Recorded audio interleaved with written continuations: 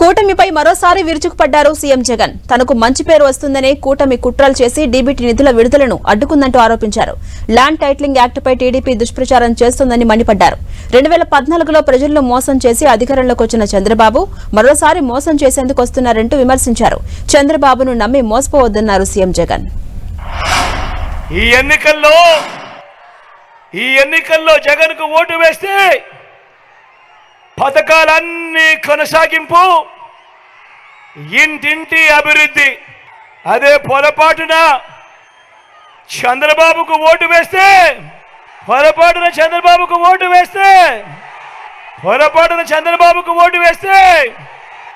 పథకాలన్నీ ముగింపు, మళ్ళీ మోసపోవటమే. ఇదే చంద్రబాబు గత చరిత్ర చెబుతున్న సత్యం.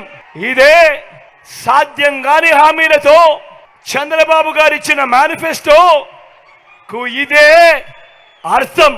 ఈ విషయాలను ప్రతి ఒక్కరూ కూడా గుర్తు పెట్టుకోమని కోరుతా ఉన్నా. పొరపాటున చంద్రబాబును నమ్మడము అనంటే కొండ చిలువ నోట్లో తలబెట్టడమే అన్నది ప్రతి ఒక్కరూ కూడా గుర్తు పెట్టుకోమని కోరుతా ఉన్నా. నేను ఇక్కడ ఉన్న వేల మంది నా అక్క చెల్లెమ్మల్ని అడుగుతా ఉన్నాను, నా అన్నదమ్ములను అడుగుతా ఉన్నాను. గతంలో ఎప్పుడైనా కూడా ఈ మాదిరిగా బటన్లు నొక్కడము, నా అక్క చెల్లెమ్మల కుటుంబాలకు నేరుగా వెళ్ళిపోవడము గతంలో ఎప్పుడైనా జరిగాయా అని అడుగుతా ఉన్నాను. మీ బిడ్డ అక్క గతంలో జరిగాయా?